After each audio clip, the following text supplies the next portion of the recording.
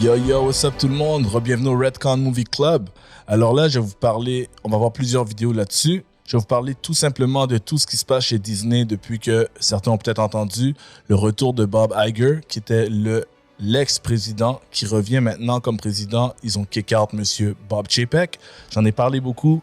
C'est très important ce qui est en train de se passer en arrière-plan, behind the scene, dans le movie industry. C'est très important. Et c'est très complexe. On n'a pas encore tous les détails, mais c'est sorti comme une bombe. C'est arrivé comme une bombe. C'est une situation qui va avoir des livres là-dessus un jour.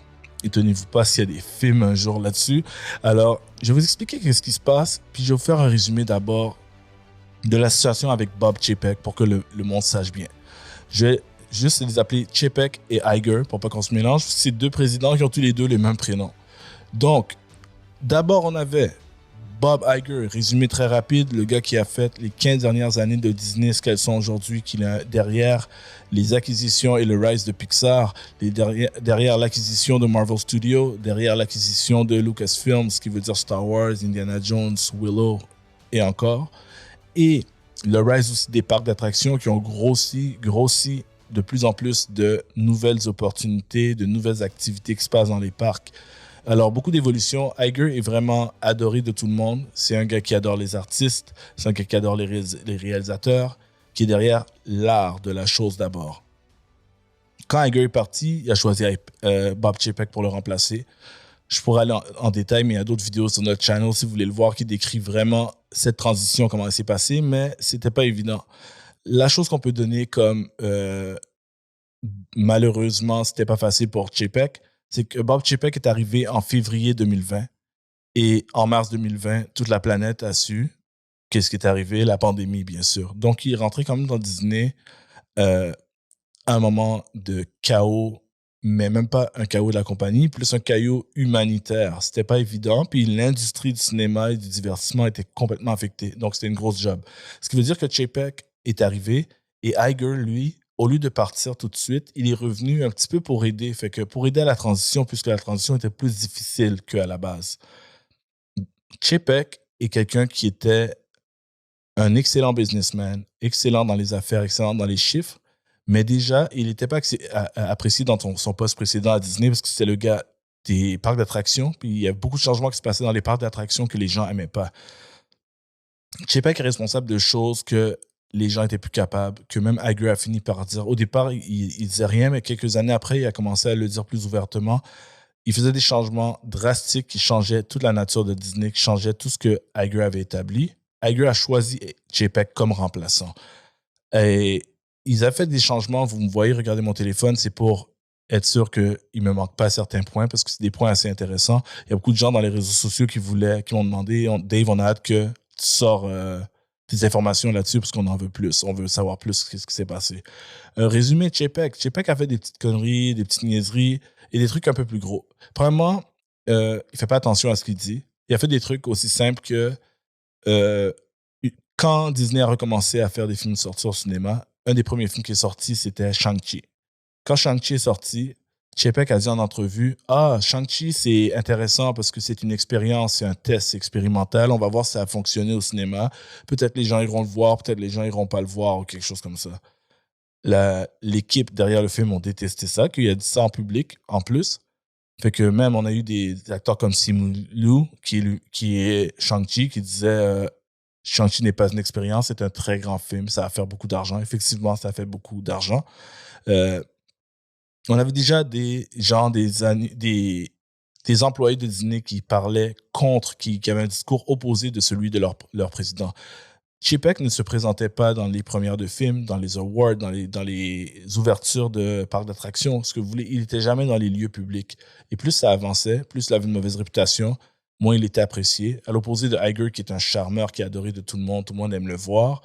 Et il avait peur d'y aller parce qu'on le huait. Même mentionner son nom, il se faisait huer un peu partout.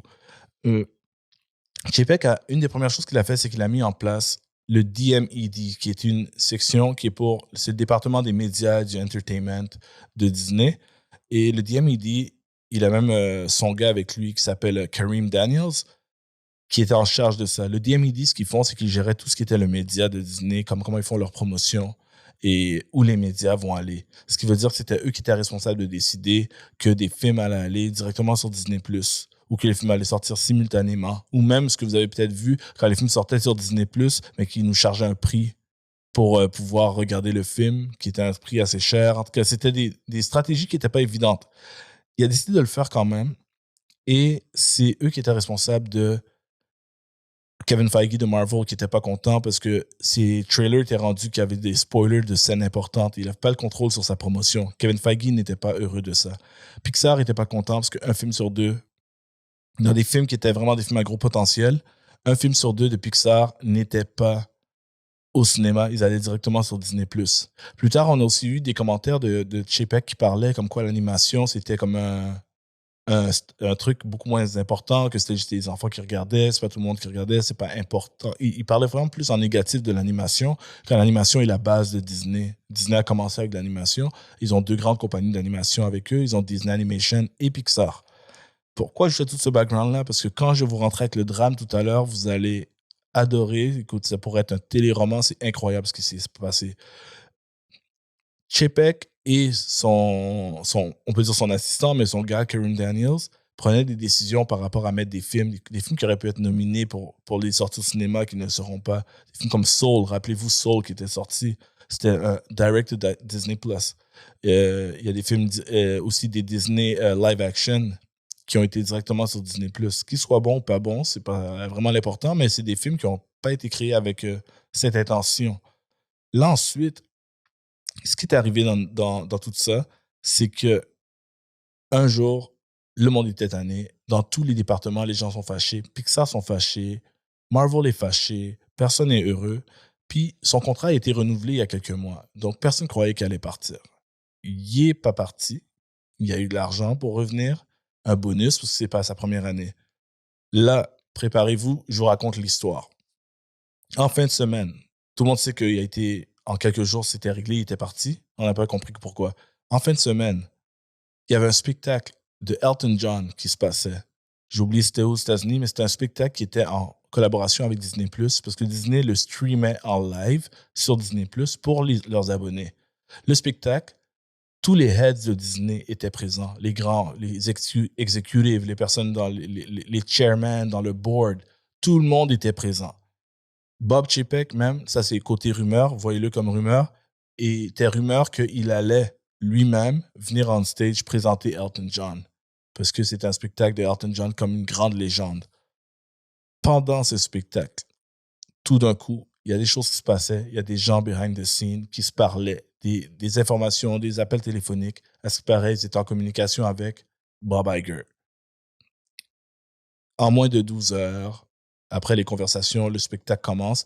Tout d'un coup, les gens commencent à recevoir des courriels de Bob Iger qui serait de retour. Et ensuite, on a même eu le courriel de Bob Iger lui-même qui est de retour, un courriel personnalisé de lui, qui venait de lui, qui disait qu'il était de retour.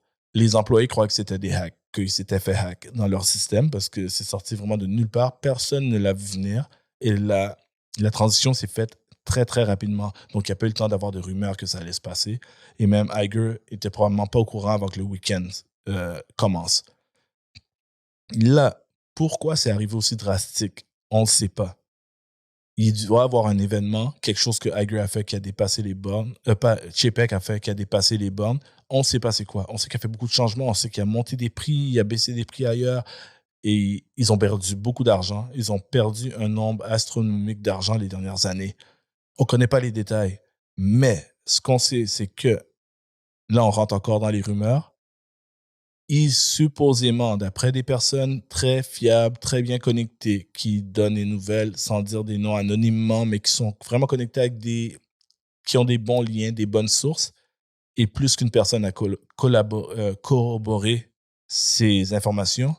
À ce qui paraît, il y aurait 3 head présidents de studios de Disney qui se sont tous les 3 mis ensemble pour aller parler à tous les chairmen que la situation ne pouvait plus durer. Puis ces 3 heads présidents seraient président de Pixar, président de Disney, Walt Disney Pictures, qui sont les films en live action, et président de Marvel Studios, qui veut dire Kevin Feige. Tous les trois se seraient allés parler comme quoi la situation a assez duré. Tout le monde est tanné, tout le monde est saturé. Et tout s'est fait extrêmement vite. Voici les informations qu'on a pour l'instant.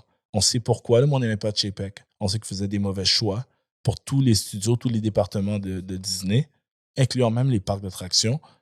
Mais on ne sait pas qu'est-ce qui a fait qu'il fallait que ça se passe là et aussi rapidement. Ils ont contacté Bob Iger. Bob Iger est prêt à revenir. Petit détail important, Bob Iger ne revient pas indéfiniment. Il revient seulement pour 2 ans pour l'instant. C'est un contrat de 2 ans qu'il a. Parce que son but, c'est de remettre Disney sur la bonne voie, comme où il l'a laissé avant de partir, le plus possible. Essayer d'ôter les dégâts autant qu'il peut, patch la chose, et aussi trouver une personne qui va être la bonne personne pour suivre la même direction et former cette personne pour qu'elle soit prête à prendre la relève dans la même vision que ce que Iger avait laissé. Ça pourrait vraiment être intéressant. Là, ils vont faire du ménage, ils vont regarder qu'est-ce qui fonctionne, qu'est-ce qui ne fonctionne pas. Exemple particulier, Star Wars. Star Wars avait pris une pause parce que les films avaient arrêté de bien fonctionner, ils fonctionnaient moins bien, puis ils voulaient prendre de l'avant et réfléchir, faire autre chose. Ils ont commencé à améliorer avec la télévision. Ils devaient prendre une pause de 3 ans. Les 3 ans sont écoulés. Il n'y a toujours pas de film ni d'annoncé, ni en préparation. Les vrais films annoncés avec des dates de sortie, on n'en a pas. La rumeur serait que Chapek, c'est lui qui a demandé de continuer à se concentrer sur Disney+, parce que c'était son focus. Il restait sur Disney+, pour ça qu'il sortait des films directement sur Disney+, même après la pandémie, qu'il aurait demandé à la présidente Kathleen Kennedy de rester sur cette voie-là.